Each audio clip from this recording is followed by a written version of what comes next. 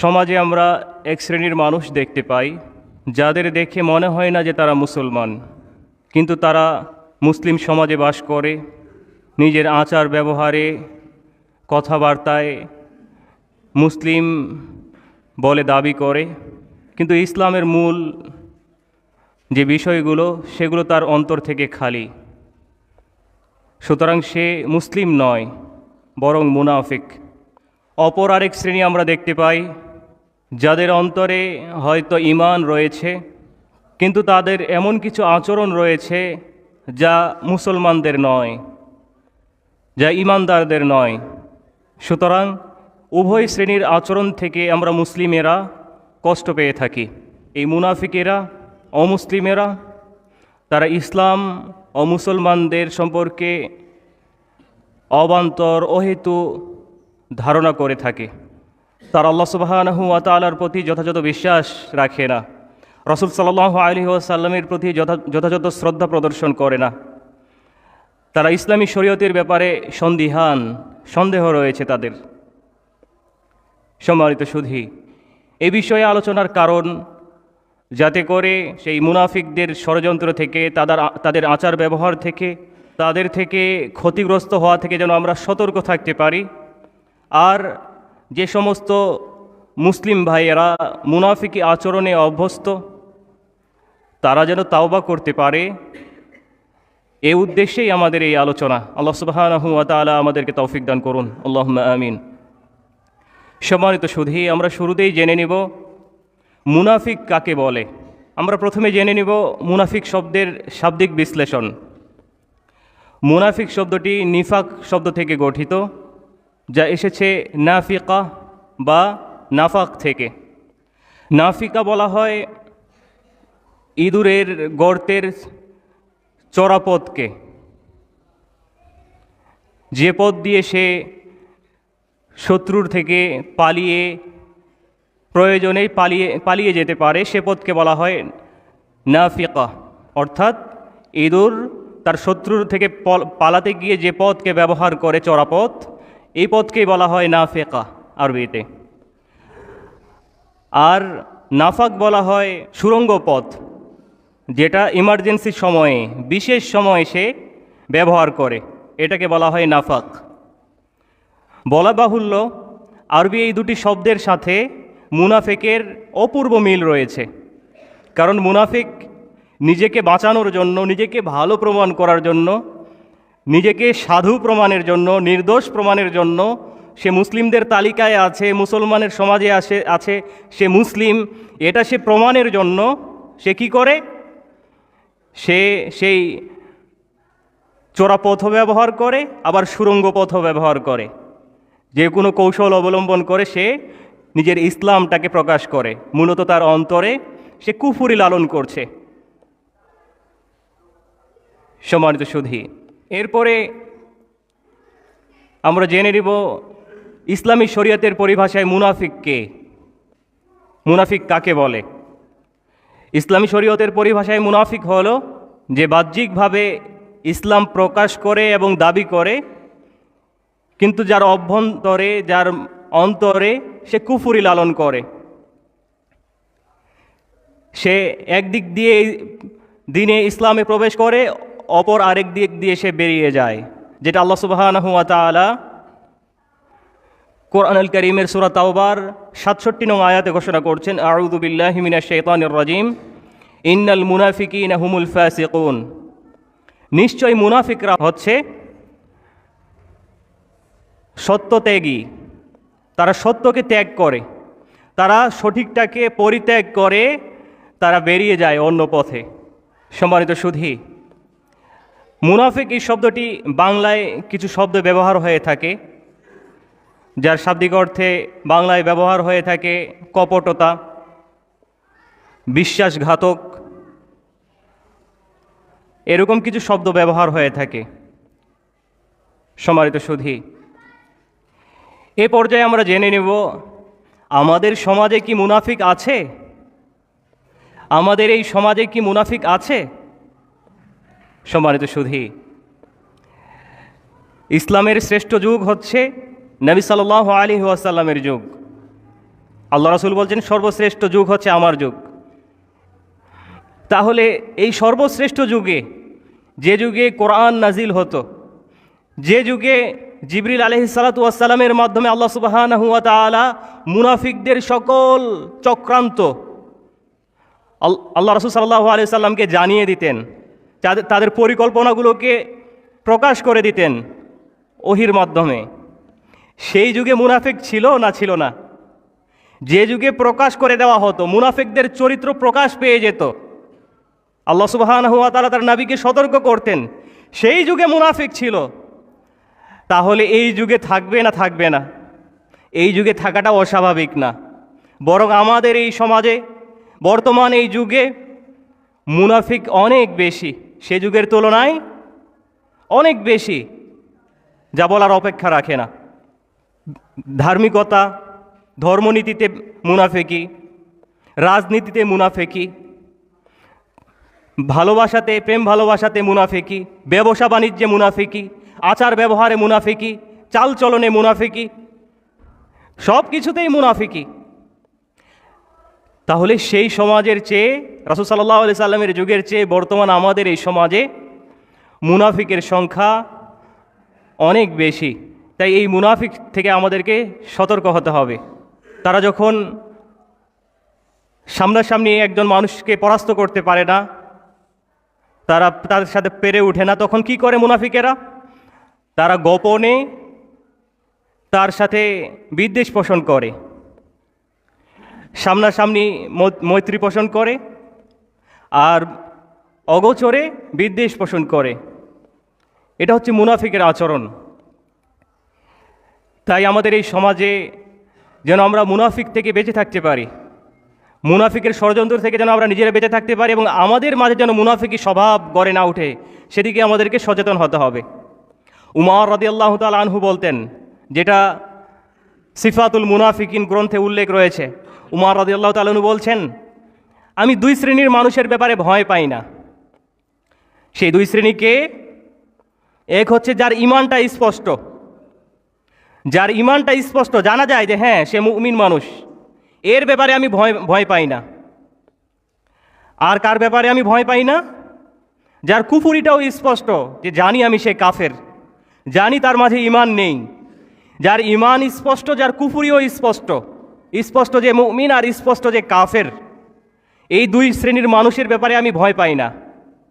তবে আমি ভয় পাই মুনাফিকের ব্যাপারে। উমর রাদিয়াল্লাহু তাআলা আনহু এই কথা বলতেন যে আমি মুনাফিকের ব্যাপারে আশঙ্কা করি, ভয় পাই। সিফাতুল মুনাফিকিন এই গ্রন্থে আরও একটি হাদিস উল্লেখ রয়েছে, যেটা আবু দারদা রাদিয়াল্লাহু তাআলা আনহু বর্ণনা করছেন, যে মুনাফিকের চরিত্র হচ্ছে 5টা। কেমন চরিত্র? যে তার সালামটা হবে, সে যে সালাম দেয় এটা অভিশাপ। সে আপনাকে অন্তর থেকে সালাম দেয় না, সে সালাম দেয় আসসালামু আলাইকুম, সেটা তার একটা যে দোয়া, এক মুসলিমের উপরে আরেক মুসলিমের 6টি হক রয়েছে, অধিকার রয়েছে, দেখা হলে সালাম দিবে। এটাই ইসলাম, এটাই মুসলিমের আদর্শ। সে অপরের কল্যাণকামী হবে। আসসালামু আলাইকুম, আপনার উপরে আল্লাহর শান্তি বর্ষিত হোক, আপনার উপরে আল্লাহর দয়া বর্ষিত হোক, আপনি ভালোতে থাকেন।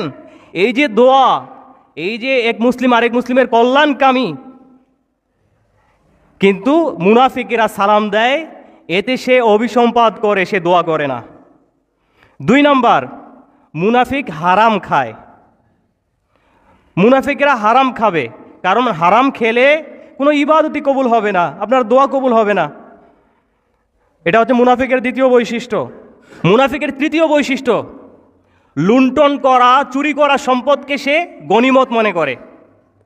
গনিমত বুঝেন তো? যুদ্ধলব্ধ সম্পদ। কাফেরদের সাথে লড়াইয়ের পরে তারা যে সম্পদ ফেলে চলে যেত, এই সম্পদকে বলা হয় গনিমা। এই মানে এটাকে হালাল মনে করা হয়। তো তারা যা লুণ্ঠন করে খায়, এই সমাজে আছে না কিছু নন মেট্রিক মূর্খ নেতা, যারা দাপট দেখিয়ে বিভিন্ন জনের কাছে, নতুন বাড়ি করতে গেলে, কেউ ফ্যাক্টরি পরিচালনা করতে গেলে তাদের কাছে লুণ্ঠন করে খায়, আছে না? তো এটাকে এরা কি হারাম মনে করে? এটা হালাল মনে করে। এরা হচ্ছে মুনাফিক। এরা লুণ্ঠন করা সম্পদকে হালাল মনে করবে, গনিমত মনে করবে। এরপরে মুনাফিকের চার নম্বর বৈশিষ্ট্য, মুনাফিকের 4 নম্বর বৈশিষ্ট্য হলো তারা ইবাদতে আমলে তারা লৌকিকতা প্রদর্শন করে। ইবাদতের ক্ষেত্রে, আমলের ক্ষেত্রে তারা মানুষের মনোযোগটাকেই বেশি তারা খেয়াল করে।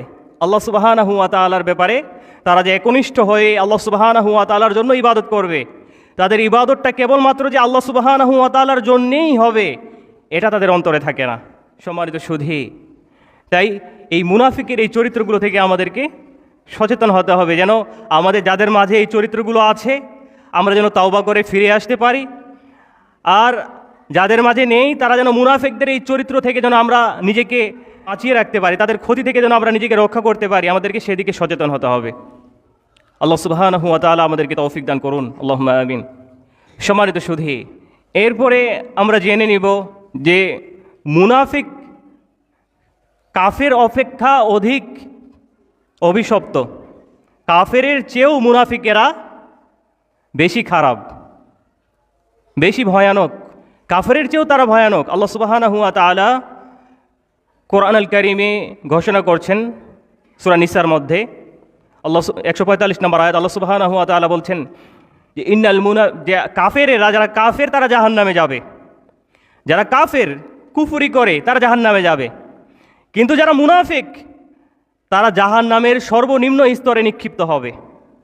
আল্লাহ সুবহানাহু ওয়া তাআলা বলছেন ইন্নাল মুনাফিকিনা ফিদ দারকিল আসফালি মিনান নার, যে নিশ্চয়ই এই মুনাফিকেরা জাহান্নামের তলদেশে নিক্ষিপ্ত হবে, সর্বনিম্ন স্তরে তারা নিক্ষিপ্ত হবে। ওয়ালাং তাজিদ লাহুম নাসিরা, আর আল্লাহ রাসূলকে আল্লাহ তাআলা বলছেন যে আপনি এই মুনাফিকদের কোনো সাহায্যকারী পাবেন না, তাদেরকে কেউ যে সাহায্য করবে, কাল কিয়ামতের দিনে তাদের পাশে কেউ দাঁড়াবে, তাদের কোনো উপকার করবে, এমন কাউকে আপনি পাবেন না। সম্মানিত সুধী, আল্লাহ সুবহানাহু ওয়া তাআলা কোরআনুল কারীমে ভূমিকার পরেই তিনি 3 শ্রেণীর মানুষের চরিত্র তুলে ধরেছেন। সূরাতুল বাকারা আপনারা অনুবাদ পড়লেই বুঝতে পারবেন, ভূমিকার পরেই তিনি 3 শ্রেণীর মানুষের চরিত্র তুলে ধরেছেন: মুমিন, কাফের, মুনাফিক। তিনি মুমিনদের সম্পর্কে 4টি আয়াত উল্লেখ করেছেন, তিনি কাফেরদের সম্পর্কে 2টি আয়াত উল্লেখ করেছেন, আর তিনি মুনাফিকদের ব্যাপারে 13টি আয়াত উল্লেখ করেছেন। মুনাফিকদের ব্যাপারে আল্লাহ সুবহানাহু ওয়া তাআলা 13টি আয়াত উল্লেখ করে তিনি আমাদেরকে সতর্ক করছেন। ইবনে সিরিন একজন ঐতিহাসিক, তিনি বলছেন যে একজন ইমানদার সবচেয়ে বেশি ভয় পায় এই আয়াতকে, কোরআনের এই আয়াতকে, সূরা বাকারার। সেটা কি? ওয়া মিনান নাসি মান ইয়াকুলু আমান্না বিল্লাহি ওয়া বিল ইয়াউমিল আখির ওয়া মা হুম বিমুমিনিন, যে মানুষের মধ্য থেকে কত মানুষ আছে, ওয়া মিনান নাসি, মানুষের মধ্য থেকে কত মানুষ আছে যারা ঈমান আনয়ন করে আল্লাহর প্রতি এবং পরকাল দিবসের প্রতি। আমান্না বিল্লাহি ওয়াল ইয়াউমিল আখির ওয়া মা হুম বিমুমিনিন, মূলত তারা ঈমানদার না। তাহলে একজন ঈমানদার সবসময় যদি নিজেকে প্রশ্ন করে যে আমি যে ঈমানের দাবি করছি, আমি যে আল্লাহ সুবহানাহু ওয়া তাআলা এবং পরকালের প্রতি বিশ্বাস স্থাপন করেছি, কোরআনের এই আয়াত তো বলছে যে কত মানুষ আছে যারা মুখে বলে ঈমান আছে, আমি মুমিন, কিন্তু তাদের অন্তরে ঈমান নেই। আমি কি এর কাতারে পড়ে গেছি নাকি? একটু চিন্তা করে দেখেছি। আপনার আমার চলাফেরা, আপনার আমার আমল আখলাক, আপনার আমার লেনদেন, আপনার আমার জীবিকা নির্বাহ, আপনার আমার চাকরি বাকরি, আপনার আমার দৈনন্দিন প্রত্যেকটা দিন আমি কি হিসাব করে দেখেছি যে আপনার আমার কাজে কামে, আপনার আমার চালচলনে ঈমানের বৈশিষ্ট্য, ঈমানদারের বৈশিষ্ট্যগুলো প্রকাশ পাচ্ছে, নাকি মুনাফিকের চরিত্র, মুনাফিকের বৈশিষ্ট্যগুলো প্রকাশ পাচ্ছে? সম্মানিত সুধী, এই কাফের অপেক্ষা মুনাফিকেরা অধিক ক্ষতিকারক, অধিক ভয়ঙ্কর। তাদের ব্যাপারে আমাদেরকে নিজেদেরকেও সতর্ক হতে হবে, এবং যে সমস্ত মুসলিম ভাইয়েরা মুনাফিকি আচরণে অভ্যস্ত, তারাও যেন নিজেদেরকে আল্লাহ সুবহানাহু ওয়া তাআলার কাছে ক্ষমা চেয়ে নিজেদের এই ভুলের জন্য ভুল স্বীকার করে তারাও যেন সঠিক পথে ফিরে আসতে পারে। সম্মানিত সুধী, এই জন্য আমাদেরকে কাফের অপেক্ষা যেহেতু মুনাফিক অধিক ক্ষতিকারক, এ ব্যাপারে আমাদেরকে সতর্ক হতে হবে। যে আমরা যেন আমাদের মাঝে যেন মুনাফিকের কোনো স্বভাব, কোনো চরিত্র যেন আমাদের কাছ থেকে যেন প্রকাশ না পায়। আল্লাহ সুবহানাহু ওয়া তাআলা আমাদের সকলকে সেই তৌফিক দান করুন, আল্লাহুম্মা আমিন। এরপরে যে বিষয়টি তা হলো যে নিজের মাঝে মুনাফিকির আশঙ্কা করা, নিজেদের মাঝে মুনাফিকির আশঙ্কা করা। আল্লাহ রাসূল সাল্লাল্লাহু আলাইহি ওয়াসাল্লামের সাহাবায়ে কেরাম, যেটা সহিহুল বুখারীতে এসেছে, যে 30 জনেরও অধিক সাহাবী যারা নিজেদের মাঝে মুনাফিকির আচরণ মনে করতো যে আমার মাঝে মুনাফিকি আছে, ইমানদার সাহাবী যারা রাসূল সাল্লাল্লাহু আলাইহি ওয়াসাল্লামের জন্য, আল্লাহ সুবহানাহু ওয়া তাআলার জন্য জীবনের সকল কিছু উৎসর্গ করে দিয়েছেন, এই সাহাবায়ে কেরাম আশঙ্কা করতেন যে আমি মুনাফিক হয়ে গেলাম নাকি। এমনকি ইসলামের দ্বিতীয় খলিফাতুল মুসলিমিন উমর ইবনুল খাত্তাব রাদিয়াল্লাহু তাআলা আনহু, যার ব্যাপারে বলা হয়েছে আল্লাহ রাসূল সাল্লাল্লাহু আলাইহি সাল্লাম বলেছেন যে উমর যে রাস্তা দিয়ে চলে সে রাস্তা দিয়ে শয়তানও চলে না, শয়তানও ভয় পায় উমরকে দেখে। এই উমর রাদিয়াল্লাহু তাআলা আনহু তিনি হুযায়ফা ইবনুল ইয়ামান, যেই সাহাবীকে আল্লাহ রাসূল সাল্লাল্লাহু আলাইহি ওয়াসাল্লামকে মুনাফিকদের কিছু নাম গোপনে বলেছিলেন যে এরা মুনাফিক, উমর রাদিয়াল্লাহু তাআলা আনহু তার কাছে গিয়ে, হুযায়ফা ইবনুল ইয়ামানের কাছে গিয়ে জিজ্ঞেস করলেন যে হুযায়ফা, একটু দয়া করে আমাকে বলো যে তোমাকে রাসূল যে তালিকাটা দিয়েছে মুনাফিকের, ওই তালিকায় আমার নামটা আছে নাকি। সুবহানাল্লাহ। একজন জান্নাতের সুসংবাদ প্রাপ্ত সাহাবী, একজন জান্নাতের সুসংবাদ প্রাপ্ত সাহাবী, যার ব্যাপারে আল্লাহ রাসূল বলছেন লাউ কানা বা'দি নাবিয়্যান লাকানা উমর, আমার পরে কেউ নাবী হলে উমর হতো। সেই উমর রাদিয়াল্লাহু তাআলা আনহু বলছেন হুযায়ফা ইবনুল ইয়ামানকে যে একটু দেখো তোমার ওই তালিকায় আমার নামটা আছে নাকি, আমিও মুনাফিক নাকি। জবাবে হুযায়ফা ইবনুল ইয়ামান রাদিয়াল্লাহু তাআলা আনহু উত্তর দিলেন যে আমিরুল মুমিনিন, আমি আপনার পরে আর কাউকে এর পবিত্রতার সার্টিফিকেট দিতে পারবো না, অর্থাৎ আপনি এ ব্যাপারে পবিত্র, আপনি মুনাফিক নন, কেবল আপনাকেই আমি এই সার্টিফিকেট দিতে পারি, আর কারোর ব্যাপারে দিতে পারি না। সম্মানিত সুধী, তাহলে সাহাবায়ে কেরামের মাঝে মুনাফিকের ভয় ছিল। শাইখুল ইসলাম ইবনু তাইমিয়া রাহিমাহুল্লাহ বলছেন যে মানুষের মনে এমন কিছু বিষয় উদয় হয়, কল্পনাতে, শয়তানের ওয়াসওয়াসায়, প্ররোচনায় পড়ে এমন কিছু বিষয় আমাদের মাঝে উদিত হয় আমাদের অন্তরে, যেগুলো স্পষ্ট মুনাফিকি, স্পষ্ট কুফরি। কিন্তু মনের এই বিষয়গুলো যখন বান্দা, ইমানদারেরা যখন তাওবা করে এবং শয়তানের এই কুমন্ত্রণা থেকে বেঁচে থাকে, তারা সব কিছু ছুঁড়ে ফেলে, তারা নিজেদের ইমানের উপরে অবিচল থাকে, অটল থাকে, অনড় থাকে, তখন আল্লাহ সুবহানাহু ওয়া তাআলা তাদের এ বিষয়ে ধরবেন না, তাদেরকে ক্ষমা করে দেন। আল্লাহ রাসূল সাল্লাল্লাহু আলাইহি সাল্লামের একজন সাহাবী বলছেন, আল্লাহ রাসূল, আমাদের মনে এমন কিছু উদয় হয় যে মনে হয় যে এটা প্রকাশ করার চেয়ে আসমান থেকে লাফ দেওয়াটা এর চেয়ে সহজ, এমন কঠিন কিছু বিষয় আমাদের মনে উদয় হয়। আল্লাহ রাসূল বললেন, এটাই হলো ঈমান, যে তোমার মনে উদয় হয়, তুমি মনে মনে এটাকে দাফন করে দাও, তুমি মনে মনে এটাকে শেষ করে দাও, তুমি এই প্ররোচনায় পড়ো না, এটার বাস্তবায়ন তুমি করো না, এটাই তো হলো ঈমান। শয়তানের কুমন্ত্রণা, শয়তানের ওয়াসওয়াসা, তার প্ররোচনায় পড়ে অন্তরে যে জল্পনা কল্পনা, যে প্ররোচনা আমাদের অন্তরে শয়তানের কুমন্ত্রণা দেয়, এগুলো থেকে আমাদেরকে যেন আমরা এগুলোর ফাঁদে পড়ে যেন আমরা নিজেদের ঈমান থেকে সরে না যাই। আর যারা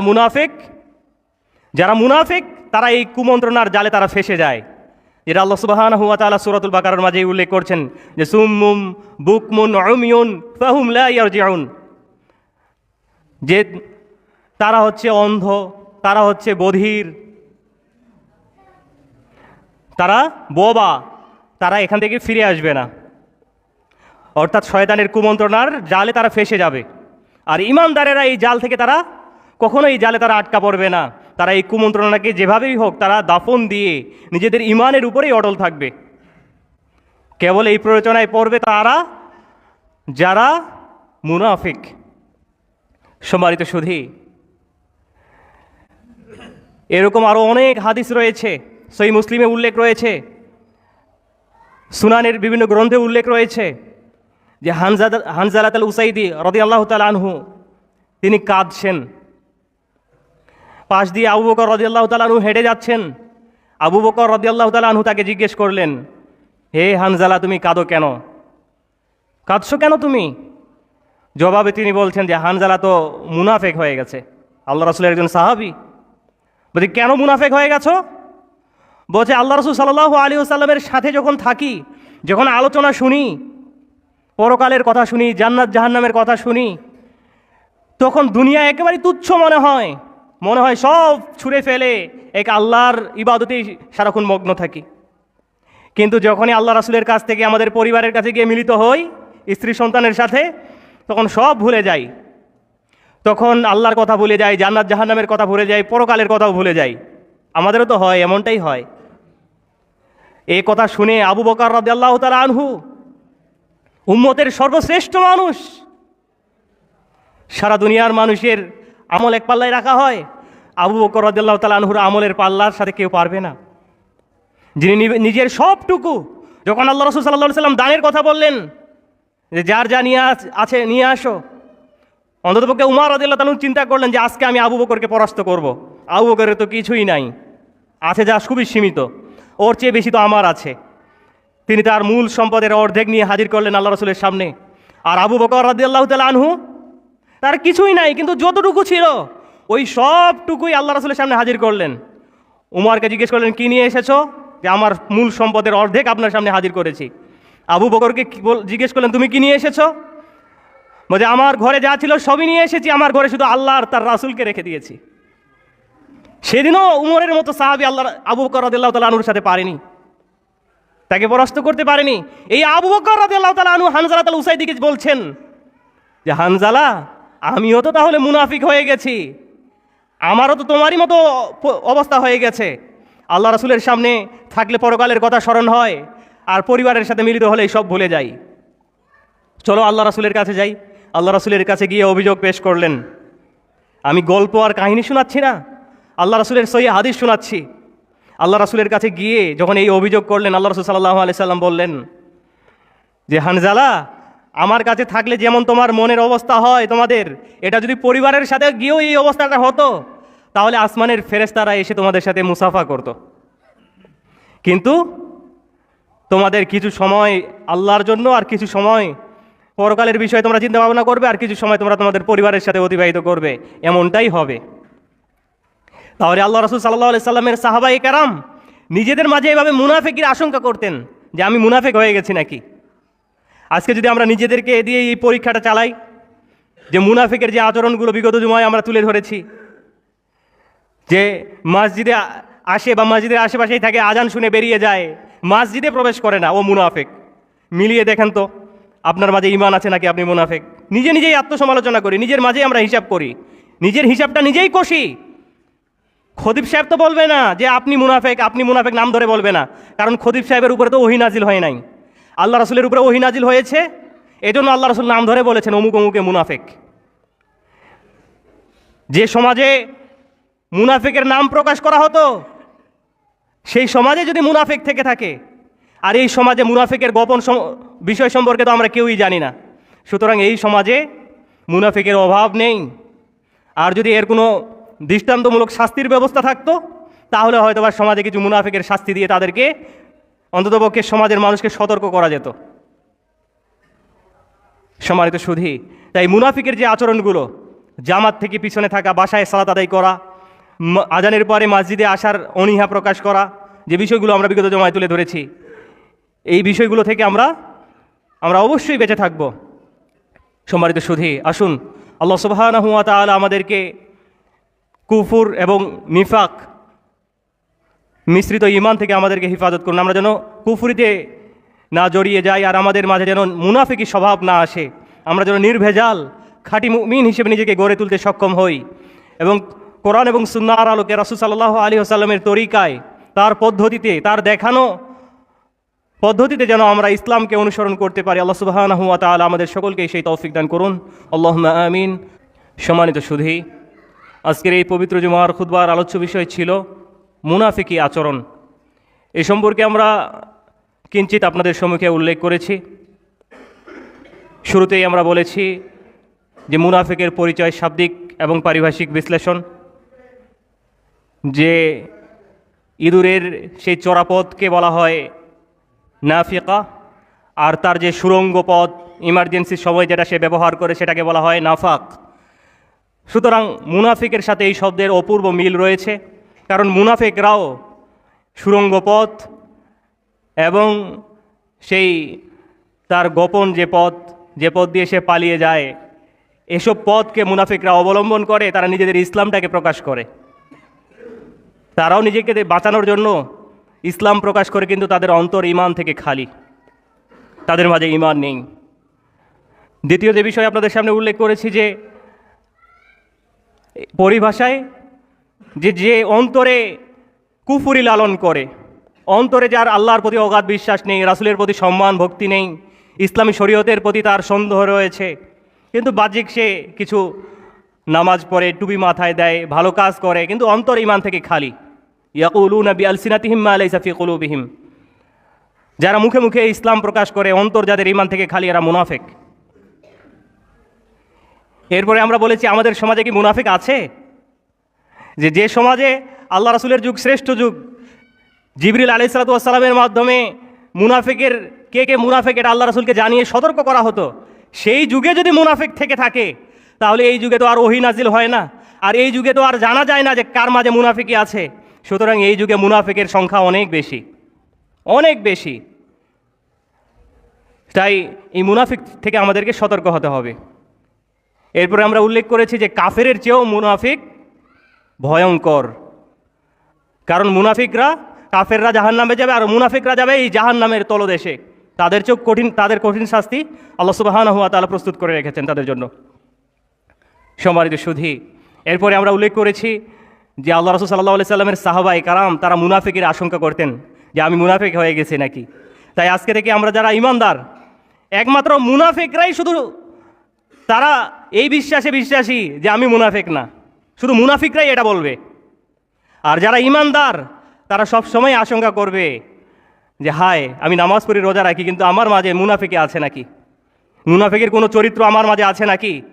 কারণ আল্লাহ রাব্বুল আলামিন কোরআনুল কারীমে সূরা বাকারাতে বলে দিয়েছেন, ওমিনান নাসি মান ইয়াকুলু আমান্না বিল্লাহি ওয়া বিল ইয়াউমিল আখির ওয়া মা হুম বিমুমিনিন। মানুষের মাঝে কত মানুষ আছে যারা আল্লাহর প্রতি ঈমান এনেছে বলে, যারা পরকালের প্রতি বিশ্বাস করেছে বলে, কিন্তু তারা ঈমানদার নয়। এটা আল্লাহ সুবহানাহু ওয়া তাআলার বক্তব্য।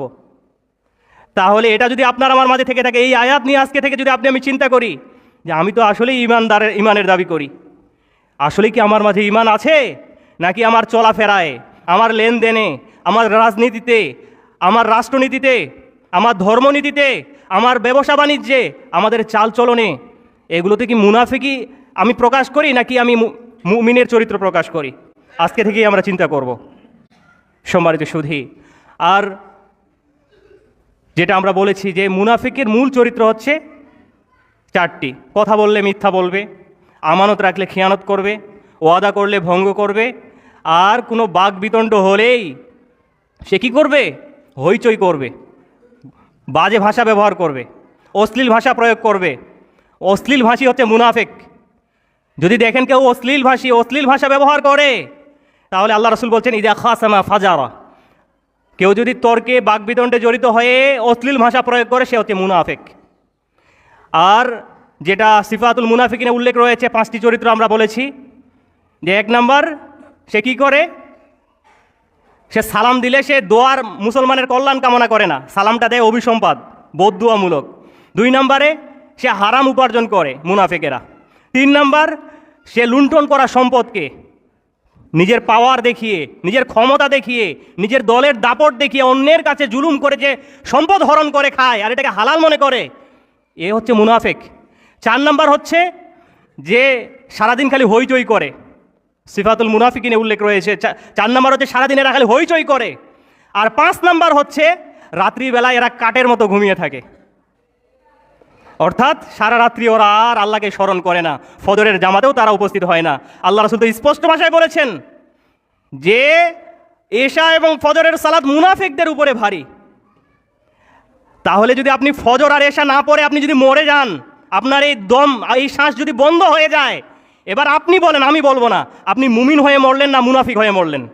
এই জবাব আজকে দিয়ে যাবেন। আপনি যদি ফজর এবং এশার সালাত না পড়েই মরে যান, আল্লাহর কসম করে বলছি, যদি কোরআন এবং সুন্নাহ সত্য হয়ে থাকে, আপনি মুনাফিক হয়েই মরলেন। কারণ মুনাফিকের উপরে এই দুই সালাত ভারী। আপনি যদি মসজিদে আসতে গিয়েও যদি মরে যান, তাহলে আপনি আল্লাহর কাছে বলতে পারবেন, আল্লাহ আমি নামাজ পড়তে পারি না, এর আগেই তো তুমি আমার শ্বাস নিয়ে নিয়েছো, তো আমার রুহ নিয়ে নিয়েছো। আপনি আল্লাহর কাছে অভিযোগ করতে পারবেন।